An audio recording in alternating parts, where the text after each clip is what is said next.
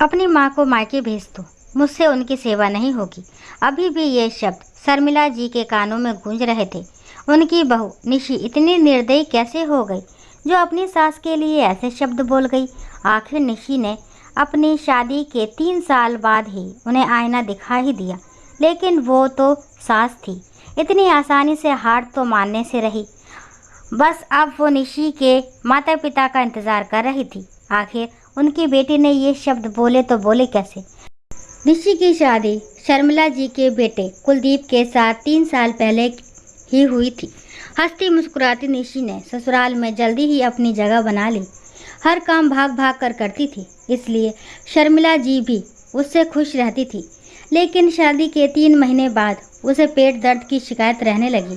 पहले तो शुरू में शर्मिला जी ने उसे पास के मेडिकल शॉप से पेट दर्द की दवाइयाँ दिलवा दी, लेकिन जब धीरे धीरे उसे पेट दर्द की समस्या ज़्यादा होने लगी तो ससुर रमन जी और कुलदीप के कहने पर उसका चेकअप करवाया गया। तब पता चला कि उसे पथरी की शिकायत थी। हालांकि स्टोन का साइज कम था, जो दवाइयों से ही ठीक हो सकता था, लेकिन ट्रीटमेंट करवाने की जगह शर्मिला जी ने हंगामा कर दिया।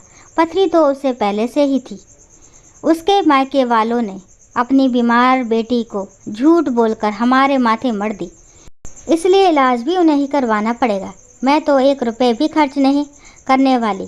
घर में कुलदीप और उसके पिता रमन जी ने शर्मिला जी को खूब समझाने की कोशिश भी की, पर वो तो समझने का नाम ही नहीं ले रही थी। उल्टा उन्होंने उसके मायके फ़ोन लगा दिया और उसके माता पिता को यहाँ बुला लिया।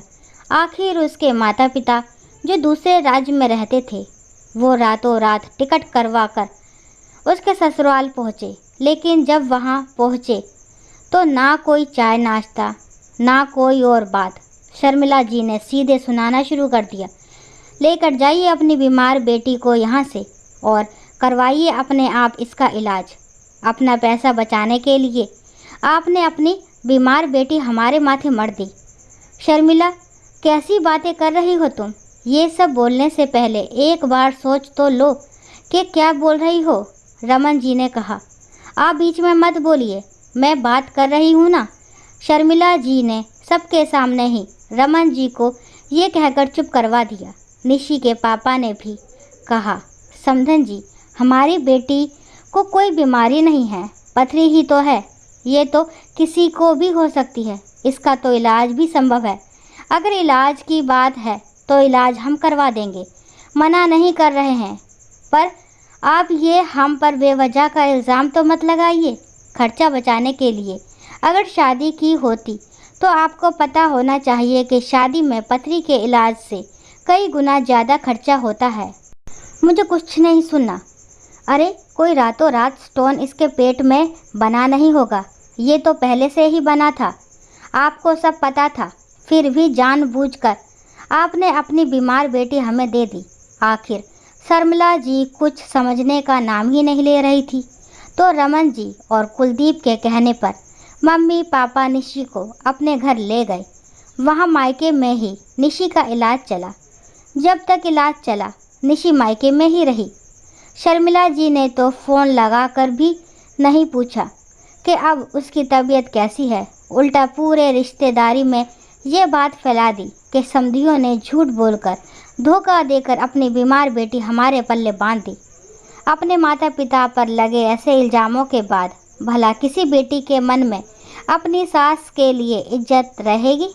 निशी जब ठीक होकर ससुराल पहुंची तो उसके मन में शर्मिला जी के लिए कोई इज्जत नहीं रही। हालांकि वो अपना बहू का धर्म बखूबी निभा रही थी। कुछ महीनों बाद वो प्रेग्नेंट हुई तो शर्मिला जी ने 8 महीने तो उससे जमकर काम करवाया, लेकिन जब उसका 9वां महीना शुरू हुआ तो उस समय भी उसे मायके भेज दिया, ये जानते हुए कि डॉक्टर ने उसे सफ़र के लिए मना किया है। ज़बरदस्ती सफ़र के कारण निशी को डिलीवरी के टाइम काफ़ी समस्याओं का सामना करना पड़ा, पर भगवान की कृपा रही कि उसकी डिलीवरी में उसके बच्चे को कोई नुकसान नहीं हुआ। अब तो निशी का मन घृणा से भर चुका था। जानती थी कि दुनिया में कोई अमृतत्व तो लिखवा करके आया नहीं है। एक ना एक दिन बीमार तो हर शख्स को पड़ना पड़ता है, लेकिन आज जब सासू माँ बाथरूम में फिसल कर गिर गई और उनके पैर में फ्रैक्चर हो गया, तब निशी ने कुलदीप को साफ साफ कह दिया, आप अपनी माँ को मायके भेज दीजिए, मुझसे उनकी सेवा नहीं होगी। किसी को भी इस बात की उम्मीद नहीं थी कि निशी ये शब्द कह देगी। शाम तक निशी के माता पिता उसके ससुराल पहुंच गए। जब वो सासू माँ के कमरे में मिलने गए तो सासू माँ उन्हें देखते ही बोली, आइए आइए, आप ही का इंतज़ार हो रहा था।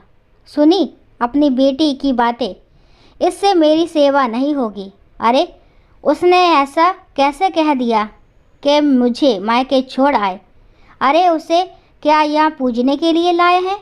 यही संस्कार सिखाए हैं आपने उसे कि अपनी सास की सेवा मत करना? माफ़ करना समधन जी, पर ये संस्कार हमने नहीं सिखाए हैं, ये तो आपके सिखाए संस्कार हैं।